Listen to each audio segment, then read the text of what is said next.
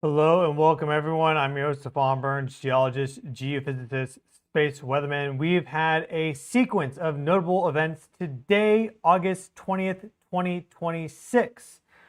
First and foremost, solar flare activity started to rapidly increase as a result of a new sunspot rotating towards Earth, facing and rapidly growing simultaneously. This is sunspot group 4513. Blasted off 4 M-class flares in 24 hours, the strongest being an 8.1 M-class flare. Now, shortly after 3 of those M-class flares, including that 8.1, and actually occurring after all 4 of them, just a couple hours after that last and final M-class flare, as of right now, we had a magnitude 6.7 earthquake strike Peru. The Peruvians have this as a magnitude 7.2. Maybe they're going to update that figure, but what they post about when it first happened was magnitude 7.2. USGS values are magnitude 6.7.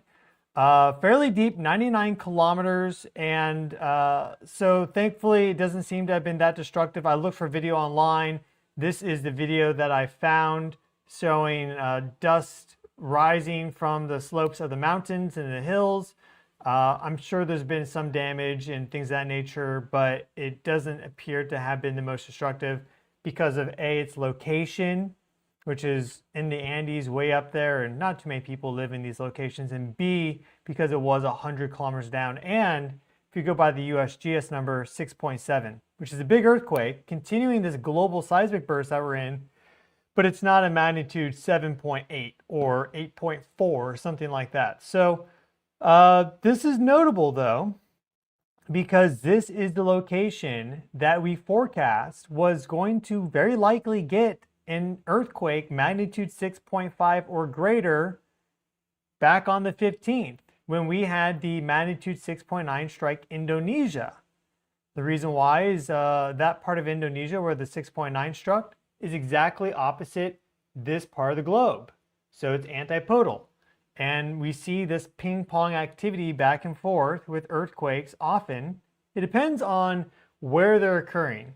You need both sides in general to have active geologic zones. So plate tectonics, plate boundaries.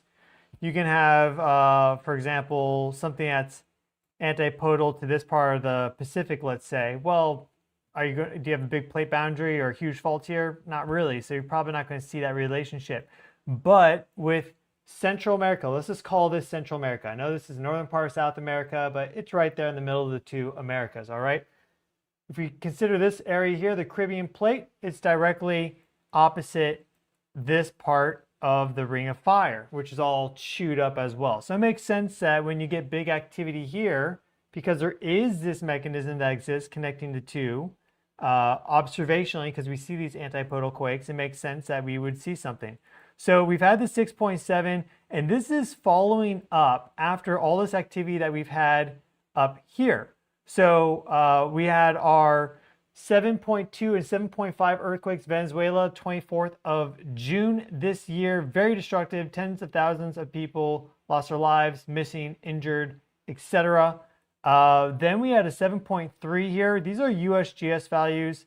Let me update this. I accidentally wrote it as a 7.4. It's a 7.3 right here. So just do that. 7.3 Mexico. That was very interesting because then there was this anomalous electrical lightning activity and fuego exploded, and then you had Hurricane Genevieve immediately form right off the coast and sweep out to the Pacific, becoming a Category 5 super monster cyclone. So that happened on the 17th. Then we had, as you know, just a little bit more than a week ago now, about 10 days ago, the 7.4 that struck Colombia. Here, we discussed the possibility after Venezuela for Colombia, very distinctly, and also for Indonesia, which is where we had the 7.7. So there's this earthquake wave that is spreading. So first you have Venezuela, and then it bifurcated out in these directions. Okay, so it went up to Mexico, also went there to Colombia. Long history of ruptures of similar magnitude close in time together for Venezuela and Colombia because it's all the same geologic zone, okay?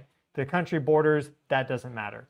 So that was a pretty slam dunk case to make for forecasting an earthquake there. It happened. Now it's gone down here. And the fact that we've had this new expansion of this activity further south, and we've already had this activity up here further north, means that perhaps we get this to spread even further north into northern Mexico, California, just in general, the United States, Arizona, New Mexico. It could be Northern California. I mean, all these are options. So that is what is happening right now. We're going to discuss the earthquake activity in this live stream. And we're also going to discuss the solar activity because that is rapidly increasing now with these 4 M-class flares. The past periods for the past few months of solar activity have been about 3 days long. So we haven't had these multi-week long bursts of solar flares like we had back in 2024, 2025. Really for 2026, it's a new region pops up on the sun. It gives us a ton of activity for 3 days and then it dies down. So we'll see if that trend holds, but we've only gone through 24 hours now. And 8.1 M-class flare being the strongest of the sequence. That was the 1.0 M-class flare at the beginning. Then we had a 1.8 M flare. You'll see the 8.1 very obvious with a bright flash. And then it finishes with, there it is. And then it finishes with the 2.9 at the very end right there. Now, check out the coronal mass ejection from this, all right, because this is pretty wild. Here we have our coronal mass ejection, 304 angstrom view, and we'll see a huge ejection of plasma out from the side. Now, interesting thing about this is that there's actually 2 things you can catch. You can catch a shock wave, and then you'll catch this plasma going up this way. So if you just look at it once, you may think that this is the main thing to be concerned about. And this is not Earth directed, by the way. But it is interesting to note that when I saw we had this solar flare, I basically said to myself, well, we probably have a big earthquake coming today because we see this connection all the time between solar flares and earthquakes. And these solar flares don't specifically have to launch coronal mass ejections to Earth. We just often see when there's big explosion, like big explosive activity on the sun, either Earth facing or far side. It doesn't really seem to matter. It corresponds in time with the simultaneous release of earthquake energy as well, you know, simultaneous being within about 24 hours, often much closer than that. This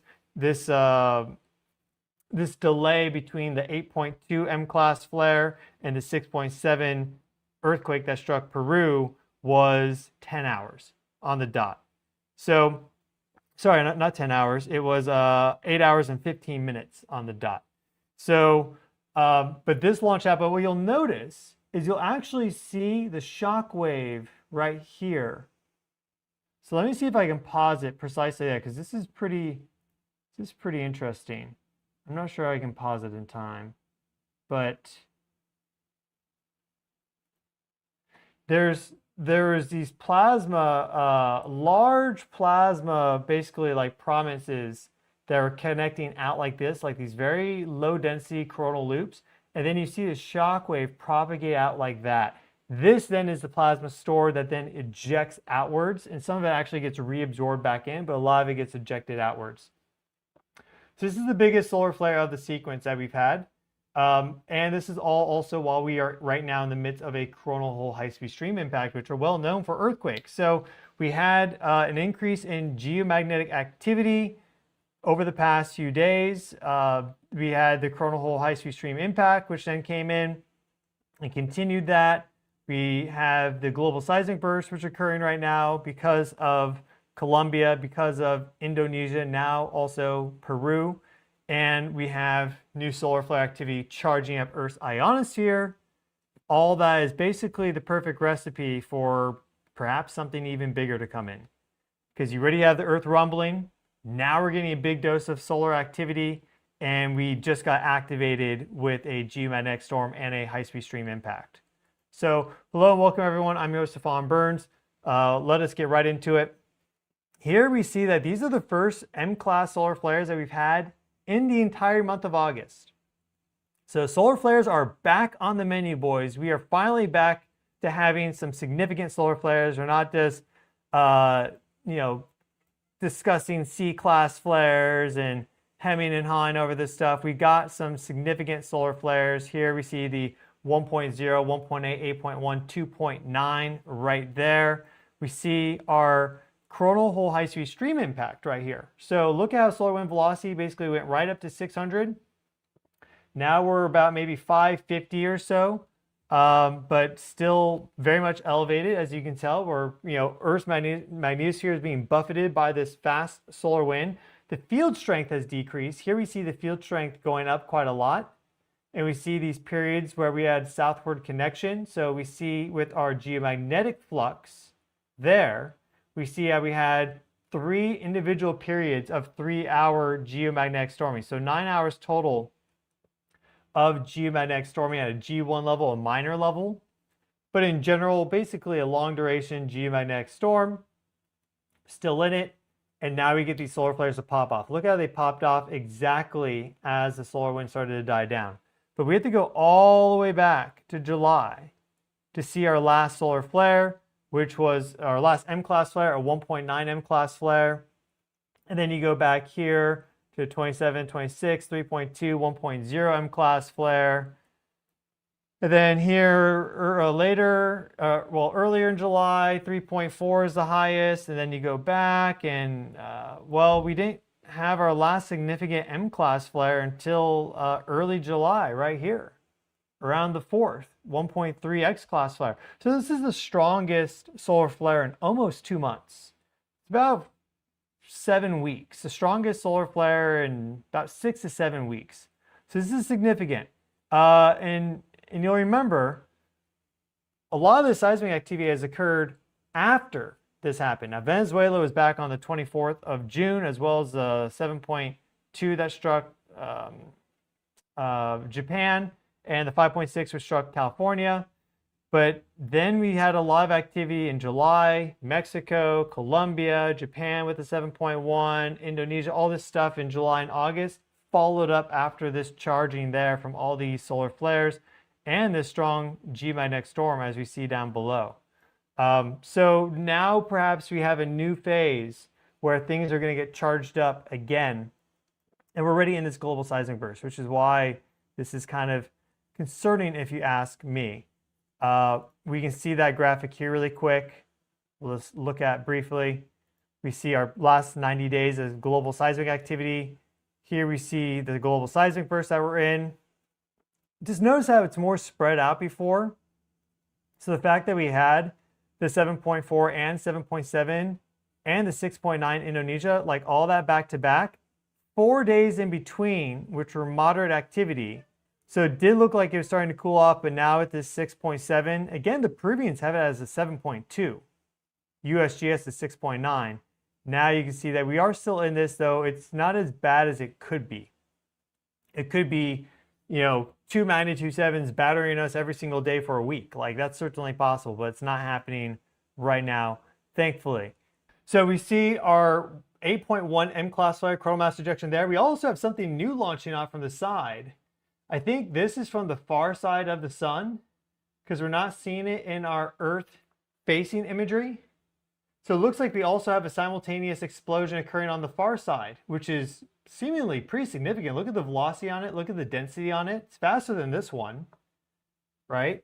So this 6.7 earthquake that struck Peru may not be it. There may be more to this than just that. It's certainly possible. Now let's look at this sunspot, which has been triggering all this activity here. This is 4513, just now appearing at Earth facing. And while it's a little difficult to see because it's foreshortened a little bit, we do see some new growth appearing in 4513. See that? See that sudden increase of sunspot flux at the very end? That's indicating that we could get a lot more activity from this. Maybe it bucks that 3-day trend, but we're just at the beginning of this. Now, solar flare, that explosion, that light flux, that doesn't matter really the direction, where it is on the sun for it to hit us. Because light travels in a straight line. So as long as some of those light photons are directed towards us, they'll hit us. And as a result, Earth's ionosphere charges with more plasma. Now, as it gets more towards Earth direct, and it's going to be Earth center direct with the full moon, which is actually going to be a almost total lunar eclipse. It's a partial lunar eclipse, but it's almost a total lunar eclipse. That's going to be on the 28th and on the 27th on the 28th. That is going to be Earth center direct for the full moon. So that's going to be very interesting to watch. Also interesting to point out is the fact that Japan's been having earthquake activity almost every single month. So it had a 6.8 and 6.4 earthquake on the 9th of November 2025. Then a month later, on the 8th of December, a 7.6 and a 6.6 earthquake. These are USGS values. There's aftershocks with that big 7.6 as well. Then there was a bit of a gap. On the 26th of March of this year, 2026, there was a 6.5 earthquake. On the 20th of April, there was a 7.4 USGS value. On the 15th of May, 6.7. You can see that these are each like a month after the last. On the 24th of June, simultaneous with Venezuela, within 30 minutes, 7.2. That's the Japanese value. USGS has that one, I believe, at a 6.9. And then on the 28th of July, 7.1. That's Japanese value. USGS has as a 6.8. So I calculated the reoccurrence interval, excluding that gap in between. It comes out to like 30 days, basically a month. So it's just based off of that. I mean, this is a long list I just gave you, right? Just based off of that, we could be seeing a big earthquake in Japan, 6.5 or greater, just in a few days. Maybe it corresponds with the full moon, like the last one. The last one occurred on the full moon, the 28th of July. And just to mention it because I'm here with you guys, last night I was having a dream about an 8.3 earthquake, 8.3 magnitude earthquake striking Japan. For some reason, it was a Japanese earthquake and the magnitude was 8.3. But it was probably because I was doing this research, working on the list yesterday, that got implanted into my brain. But I know some of you would like to hear that in terms of just what I'm getting maybe from these other dimensions of reality. So there's the dream info from last night. Let us look at the NASA space weather model for this 8.1 M-class flare right here. This is the shock model. So even though this is the widest and the fastest and the strongest it's going to be, we see that it's not interacting with Earth, which is right there. Maybe we get a little bit of density enhancement with this co-rotating interaction region, but we're not seeing it really connect in and hit Earth. That's because it's from the limb. Here's our bulk space weather model. We also don't see that hitting the Earth. So as of right now, it's really just a solar flare charging up Earth's ionosphere, increasing the overall energy of the solar system, you could say. Like the energetic flux of the solar system just goes up when you have these sort of solar flares. Explosion on the far side right now as well, but nothing yet as it relates to a solar storm inbound.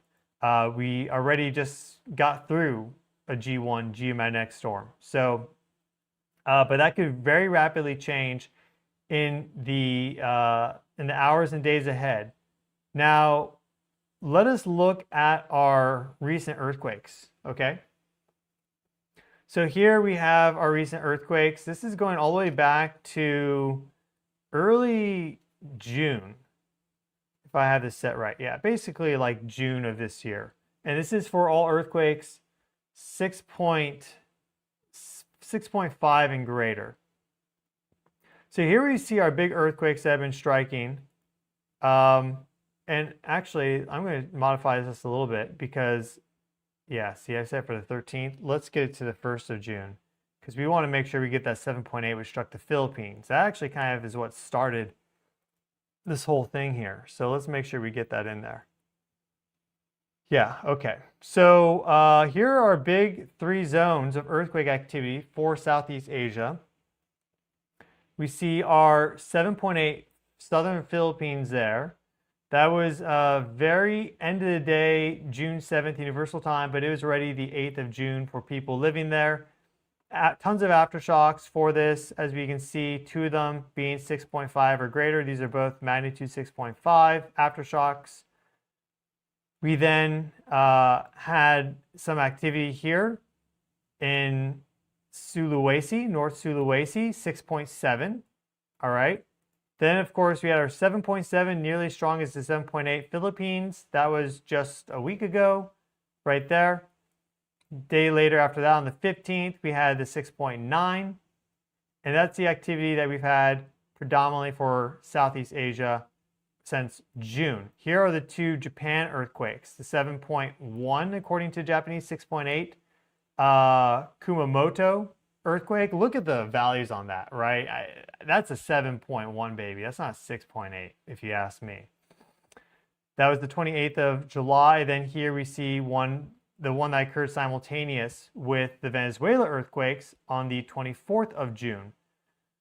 Now, if we go over, here we see our corresponding activity. Venezuela, Colombia, Mexico, and now Peru, okay? So let's go to our Super Tunnel app. Not Super Monkey Ball, but Super Tunnel. Yeah, that's a fun game, though. And let us look at the specific location this occurred.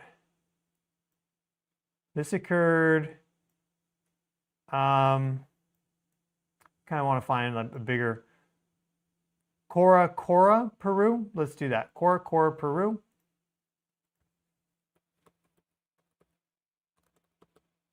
See if that pops up. Okay. Now the exact antipode for Cora, Peru is Laos, as we can see here. Okay. Now the 6.9 that struck was over here. So let us look at that location really quick. I guess we want this one here, but we want Medan. Okay, so Medan, Indonesia. Let's type that in. It looks like I already have that saved because I already did this before. So there's Medan, Indonesia, site of the 6.9, which struck on the 15th. And look at the antipode. Antipode is right there, Ecuador, Peru, okay? Our earthquake occurred right here. So I'm pointing this out because I put out a forecast for this. The magnitude 6.9 earthquake that struck near Medan, Indonesia today is concerning as it relates to South and Central America. The reason is it expands the antipodal region to the subduction zone of Western South America, whereas the magnitude 7.8 Philippines and magnitude 7.7 Indonesia were more directly opposite of Venezuela and Colombia. Where big earthquake activity has been already occurring is likely over for now because they've had the big ruptures. But we haven't been seeing big activity from South America for a while. About 18 months. Now we have the 6.7. We also had the 6.9 Antofagasta back in May. All right.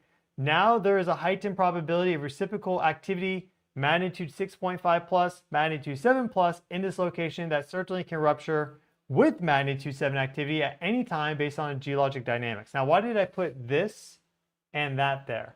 Well, I put the magnitude 6.5 plus because as it relates to the magnitude 6.9 Indonesia, with these antipodal quakes, typically they're reciprocal in their magnitude.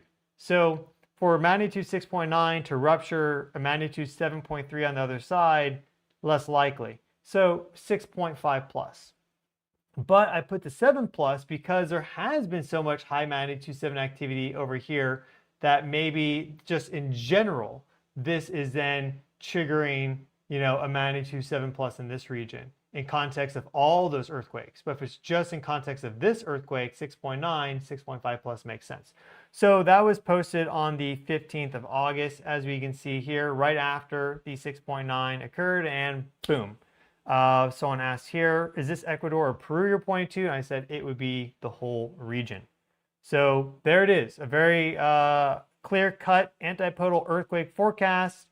Another one successfully done 5 days afterwards, corresponding in time with some significant solar flare activity, the most solar flare activity that we've had in about 7 weeks, just after a geomagnetic storm, G1 levels, and while we were in a coronal hole high-speed stream impact, which are well correlated with high magnitude earthquake activity.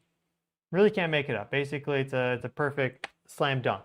And thankfully, it doesn't seem to have been too big of a deal for the Peruvians, though we're still waiting to hear more. It was fairly deep. And we see some of the effects of that earthquake there, but I don't get the sense that this was a super destructive earthquake or anything like that, which is good news. Because we would not, of course, want a super destructive earthquake. Now, there is a 5% probability or so that this is a foreshock. This could be a foreshock to something bigger. In that case, we're talking 7.5 or more, maybe even like 8.0, like megaquake territory. That part of South America, like that whole subduction trench, gets huge magnitude 7+ earthquakes quite regularly. I mean, South America is home to the largest earthquakes that we know of geologically. So this could be a foreshock. And as you know, if you go back a couple months, I've been talking about this area not having a really big earthquake in actually a long time. We're talking like decades and decades. Because the magnitude 9.5 and some of the high magnitude 8s have been striking down here.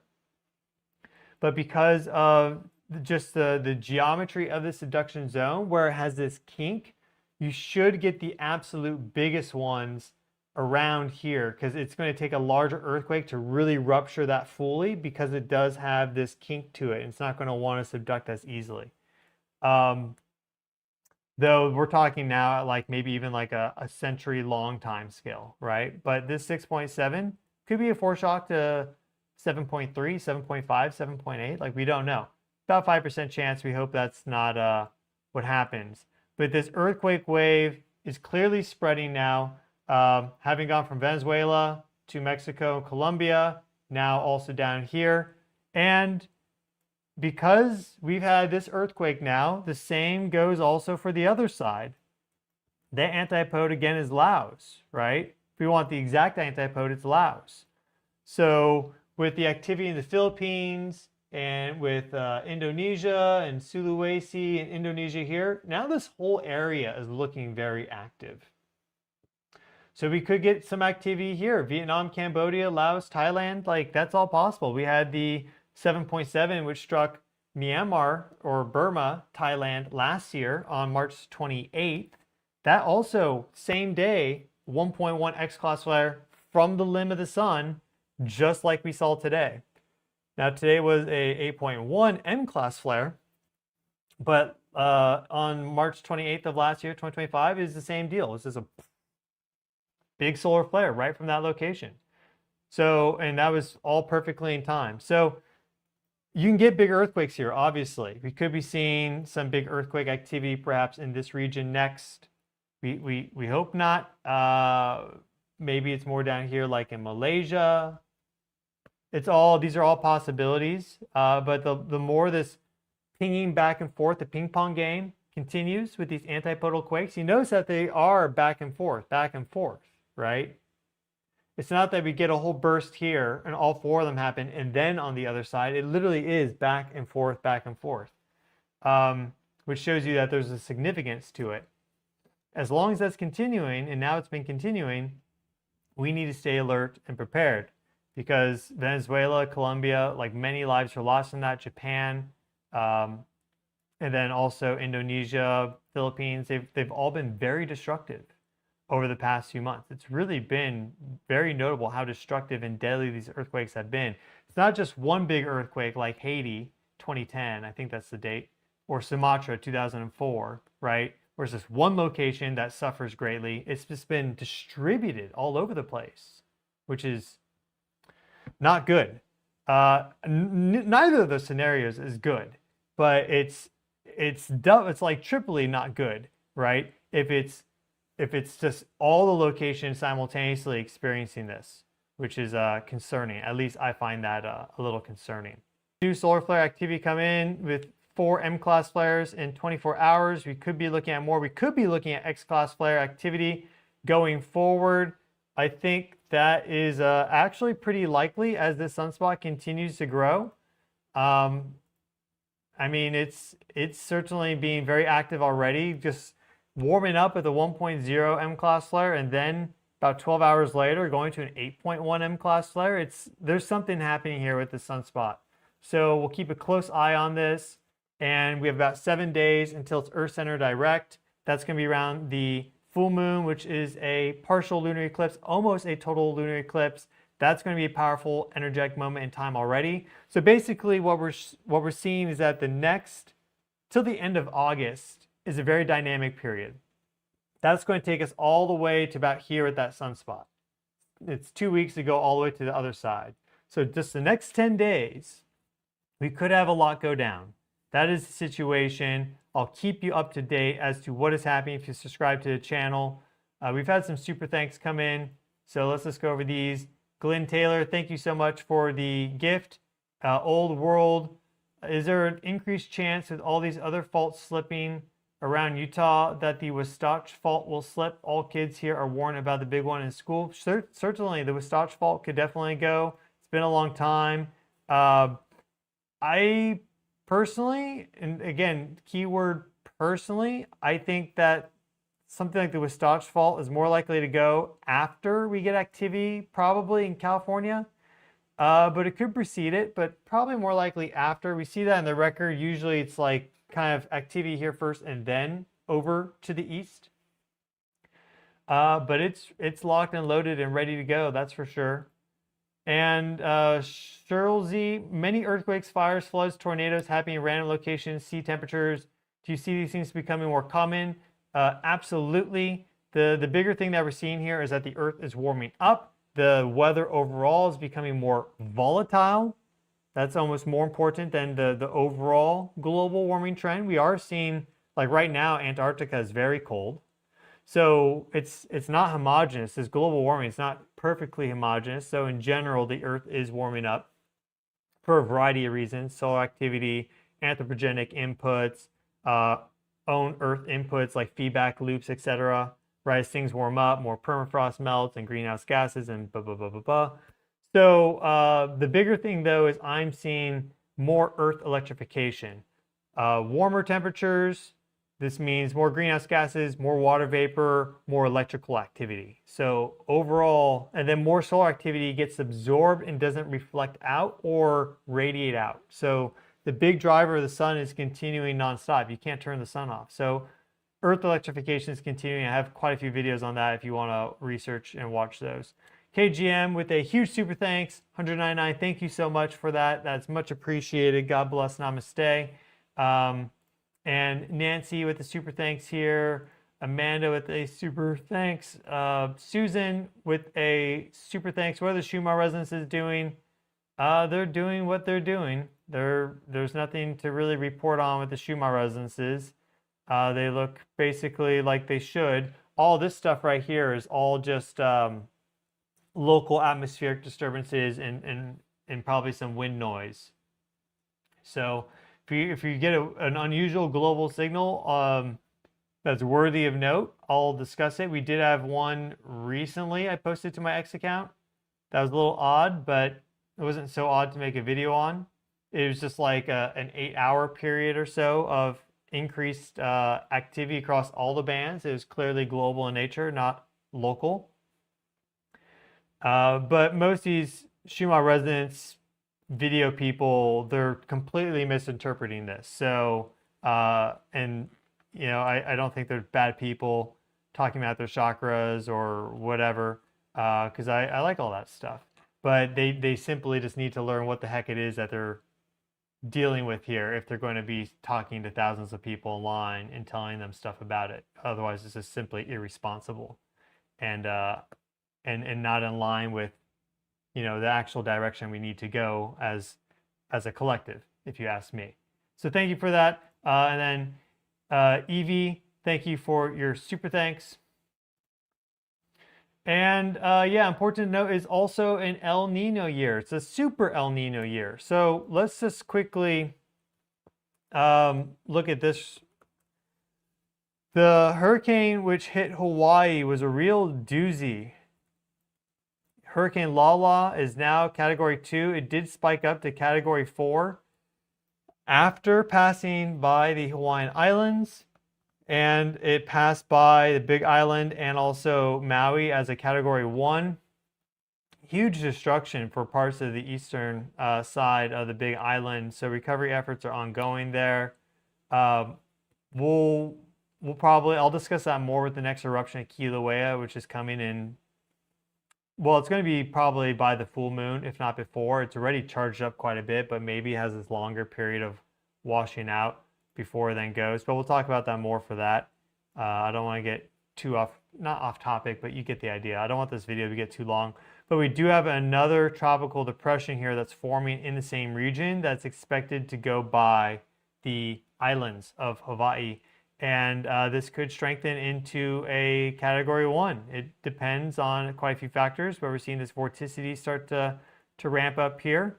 And we'll see where it goes. Other zones of disturbance out here. And just in general, the Pacific is where the activity is, and the Atlantic has basically nothing on the radar. So yeah, I mean, most of the activity globally in terms of earthquakes are clustered for the Ring of Fire, but the Super El Nino, look at all the big cyclones that are swirling through the Pacific at this time when we're getting big activity back and forth here, right? These are the antipodal locations, boom, boom, with huge cyclones in between. So everything is connected to some degree. The question is what degree, but some of these connections are more obvious and stronger than others. So yeah, a lot happening right now. I'll keep you up to date. Thank you all so much for watching. I've been your host, Stefan Burns, geologist, geophysicist, space weatherman, your cosmic bro, here to help you understand what is happening on the Earth energetically, keeping you up to date with videos almost daily. We discuss earthquakes, volcanoes, severe weather, geomagnetic storming, solar activity, space weather, planetary alignments and resonances, interstellar cosmic forces, consciousness, and much more. If you like the sound of that, then please subscribe. Wishing you all well. Please take care of yourselves. Make sure you are prepared for whatever natural disasters can occur in your area, and even some that may not be normal or common, like earthquakes. I really think now earthquakes can basically pop off anywhere. That's what I'm, not all the time, but I think big earthquakes can basically pop off anywhere. That's my research. So just always be prepared and live your life. Don't live in fear or stress. And half the battle for that is to, well, make sure that you have your supplies ready to go, and then you can just live your life and God will do what God does. So thank you all. Wishing you well. Have a great day. I'll see you all in the next video.